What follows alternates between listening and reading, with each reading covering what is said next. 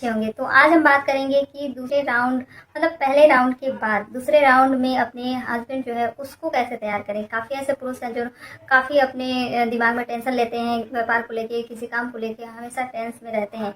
तो वो उनका जो एक्टिविटी है ना, वो फर्स्ट राउंड के बाद बहुत जल्दी तैयार नहीं हो पाते हैं, शिथिल पड़ जाते हैं। और साथ ही साथ ये चीज़ें देखने को मिलती है 25 से 30 साल के बाद जो लड़के हैं, पुरुष हैं, इनमें बहुत ज़्यादा परिवर्तन आता है और देन उनके साथ ये चीज़ें बहुत होती हैं।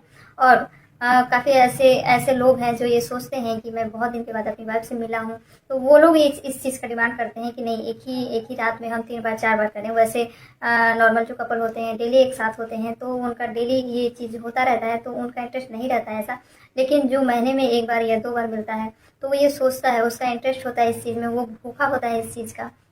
तो वो सोचता है कि मैं एक दिन में 3 बार 4 बार 5 बार ऐसे करूं। तो अगर फर्स्ट बार में ही हस्बैंड अगर शिथिल पड़ जाए और वो उसका जो प्राइवेट पार्ट है वो इरेक्ट ना हो, तो वाइफ जो है यहाँ पे काफ़ी तड़प जाती है और वो पूरी तरह से संतुष्ट नहीं हो पाती है। तो यहाँ पे सबसे पहले हम वाइफ के लिए बता रहे हैं, यहाँ पे सबसे पहले आपको दूसरे राउंड के लिए अपने पति को तैयार करने के लिए कुछ समय चाहिए, कम से कम 1 या 2 घंटे का समय चाहिए, तभी आप दूसरी बार में उनको तैयार कर सकते हो। दूसरा चीज़ है, आपको स्लो स्लो करना पड़ेगा, ठीक है। हर चीज़ स्लो स्लो करोगे, धीरे धीरे उनके प्राइवेट पार्ट को चूसोगे, चाटोगे और अपने हाथों का यूज़ करोगे, तो देखोगे आपका जो हस्बैंड है वो धीरे धीरे तैयार होना स्टार्ट हो जाएगा।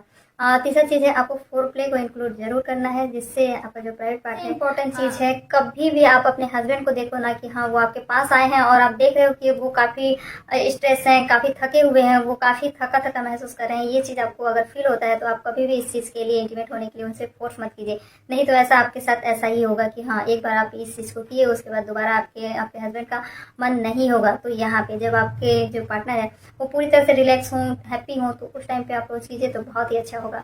यहाँ पे साथ ही साथ टाइमिंग का भी बहुत फर्क पड़ता है। आप कब अप्रोच करते हो, रात को जब बेड पे सोने जा रहे हो उस टाइम पे अप्रोच करते हो, चाहे हस्बैंड हो चाहे वाइफ हो। तो यहाँ पे जो वाइफ है वो भी थकी हुई होती है, जो हस्बैंड है वो भी थका हुआ होता है, तो इस चीज़ को दोनों अच्छे से इंजॉय नहीं कर पाते हैं।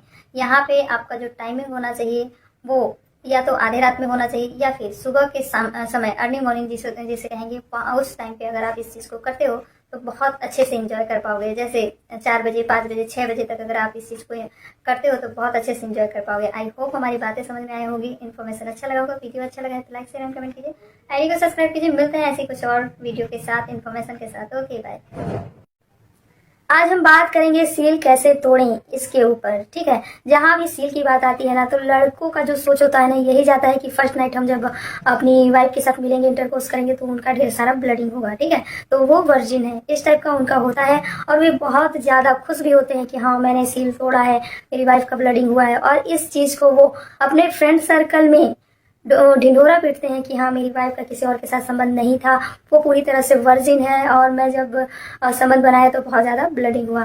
तो ये बहुत ही ज़्यादा घटिया सोच है। आज के टाइम पे भी अगर आप ऐसा सोचते हो कि आपकी वाइफ का ब्लडिंग हो तभी वो वर्जिन है, अदरवाइज वो वर्जिन नहीं है, तो ये बहुत ही गलत सोच रहे हो और बहुत ही गलत तरीका है आपका। और आप ये सोचते हो कि अगर इसका ब्लड नहीं आया तो मैं उसको डिवोर्स दे दूंगा और ये करूंगा वो करूंगा, तो ये बहुत ही ज़्यादा गलत सोच है, ठीक है।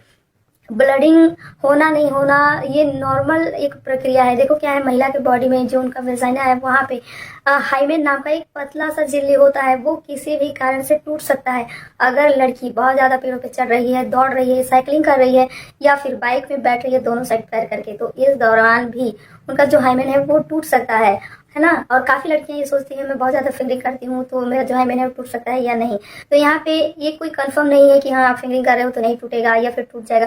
कई बार ऐसा होता है कि जो छोटी लड़कियां जो होती है ना, पैदाइशी किसी किसी में हाइमेन नहीं होता है और किसी किसी का हाइमेन इतना ज्यादा मोटा होता है कि वो आजीवन टूटता ही नहीं है।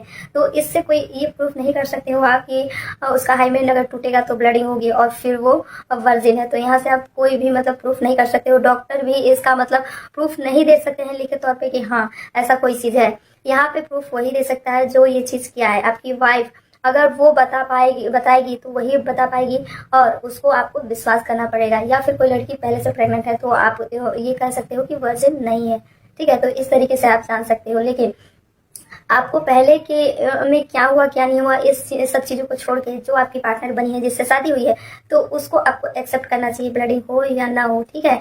वो अगर बोल रही है कि नहीं मेरा किसी के साथ रिलेशन नहीं था, तो उस चीज़ को आपको विश्वास करके उसके साथ अच्छे रिलेशनशिप को आगे कंटिन्यू चालू रखना चाहिए, और अपना जो प्यार है, विश्वास है, उसको कायम रखना चाहिए। ये नहीं कि हाँ ब्लीडिंग नहीं हुआ तो वर्षे नहीं है, ऐसा आप नहीं कह सकते हो उसको, ठीक है।